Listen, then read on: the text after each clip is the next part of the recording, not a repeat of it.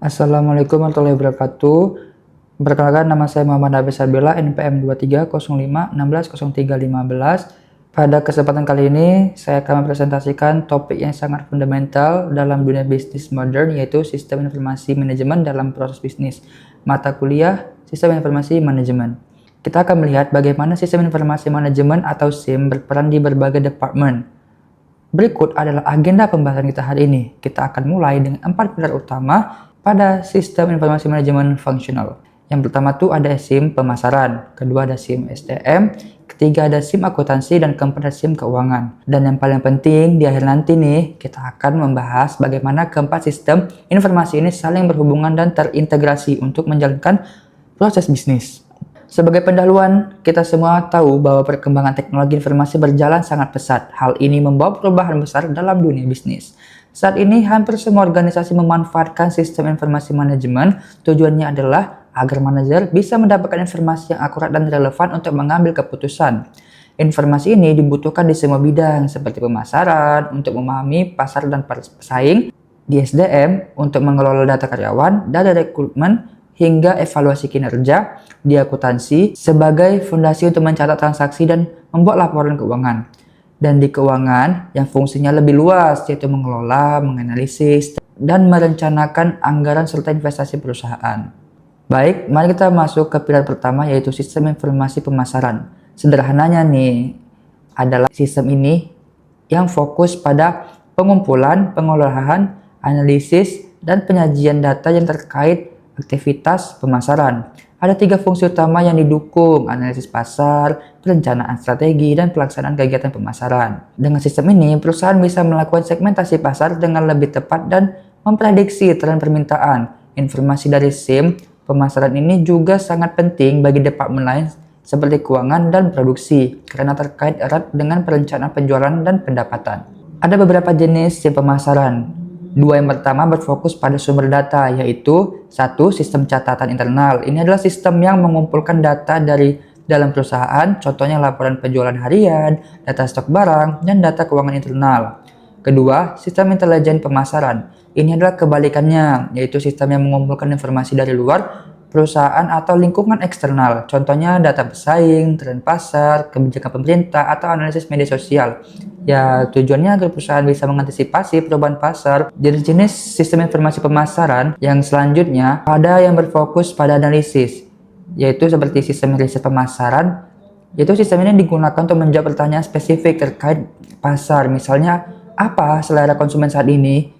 Caranya melalui metode sistematis seperti survei, wawancara, atau observasi. Dan terakhir, sistem analisis pemasaran. Ini adalah sistem yang menggunakan alat analisis canggih seperti statistik atau model matematis untuk memecahkan masalah pemasaran. Disinilah software seperti SPSS, Power BI, atau sistem CRM berperan untuk menganalisis data pelanggan dan efektivitas iklan. Terakhir nih, ini adalah jenis-jenis sistem informasi manajemen pemasaran yang lebih operasional dan spesifik. Ada sistem informasi penjualan, yaitu mencatat transaksi dan kinerja sales. Selain itu, ada juga sistem informasi distribusi yang mengatur stok dan pengiriman. Yang sangat populer sekali itu adalah CRM, Customer Relationship Management, yang fokus mengelola hubungan jangka panjang dengan pelanggan. Selanjutnya, kita masuk ke sistem informasi SDM. SISDM adalah kombinasi antara manajemen SDM dan teknologi informasi yang digunakan untuk mengelola semua kegiatan terkait SDM secara efisien. Sistem ini membantu banyak fungsi personalia seperti perekrutan, pelatihan, penilaian kinerja, dan penggajian. Sistem informasi SDM ini sudah berevolusi. Kalau dulu kan mungkin hanya untuk menyimpan data karyawan seperti nama atau gaji. Kalau sekarang tuh sistem ini tuh udah jauh lebih canggih dan terintegrasi gitu, yang seringkali disebut dengan HRIS, Human Resource Information System, atau HCM, Human Capital Management. Lalu, ini adalah jenis-jenis sistem informasi SDM. Yang pertama, sistem informasi rekrutmen dari seleksi. Ini mengelola seluruh proses dari awal, mulai dari pengumuman lowongan, penyaringan kandidat, hingga seleksi akhir, yang tujuan itu agar menilai lebih objektif. 2. Sistem informasi pelatihan dan pengembangan. Setelah direkrut, sistem ini digunakan untuk perencanaan dan mengevaluasi program pelatihan. bagian SDM bisa membantu perkembangan kompetensi karyawan. Selanjutnya, untuk mengelola karyawan yang sudah ada, sistem informasi penilaian kerja itu sistem yang berfungsi untuk pengelolaan proses evaluasi kinerja karyawan secara sistematis berbasis data, menilai produktivitas dan pencapaian target mereka. Keempat, sistem informasi kompensasi dan benefit. Ini adalah sistem yang pengelola data gaji, tunjangan, bonus, dan insentif lainnya. Sistem ini memastikan pembayaran gaji tepat waktu dan sesuai kebijakan. Yang terakhir itu ada sistem informasi absensi dan kehadiran. Seperti namanya, sistem ini mencatat waktu kerja, absensi, lembur, dan cuti. Biasanya sudah otomatis menggunakan fingerprint scanner atau kartu RFID agar lebih akurat. Jadi secara keseluruhan, berbagai jenis SIM SDM jadi berfungsi untuk mendukung seluruh siklus hidup karyawan dalam organisasi, dari rekrutmen hingga pengembangan karir. Dan seperti yang saya sebutkan sebelumnya, di era digital ini banyak organisasi telah menggabungkan semua sistem ini ke dalam satu performa integrasi, yaitu HRIS atau HCM, untuk mengoptimalkan produktivitas. Selanjutnya, pilar ketiga ada sistem informasi akuntansi. Ini sistem yang berbasis komputer yang fokus pada pencatatan, pengelolaan, dan penyajian data transaksi keuangan perusahaan. SIA ini memiliki fungsi yang sangat strategis. Kenapa? Karena sistem inilah yang menyediakan data keuangan secara akurat dan tepat waktu, sehingga manajemen bisa merencanakan, mengendalikan, dan mengevaluasi aktivitas operasional dengan efektif. Jenis-jenis SIA sangat erat kaitannya dengan siklus bisnis. Yang pertama, seperti sistem penjualan dan pengiriman kas. Ini tuh mencatat semua transaksi penjualan dan penerimaan kas dari pelanggan. Contoh yang paling sederhana itu adalah sistem kasir otomatis. Selanjutnya ada sistem pembelian dan pengeluaran kas. Itu sisi sebaliknya, yaitu pencatatan pembelian, misalnya bahan baku nih, dan pembayaran kepada supplier atau pihak ketiga. Sistem ini akan menghasilkan laporan utang dagang. Dan yang terakhir, ada sistem persediaan atau inventory. Sistem ini tuh berfungsi memantau jumlah dan nilai persediaan barang, yaitu baik itu bahan baku maupun produk jadi. Nah, ini adalah pilar terakhir dalam sistem informasi manajemen, yaitu sistem informasi keuangan. Apa sih bedanya dengan akuntansi? Jika akuntansi fokus pada pencatatan transaksi dan pelaporan, maka si keuangan fokus pada pengelolaan dan pengendalian aktivitas keuangan. Si keuangan lebih berorientasi ke masa depan, seperti perencanaan, penganggaran, dan analisis.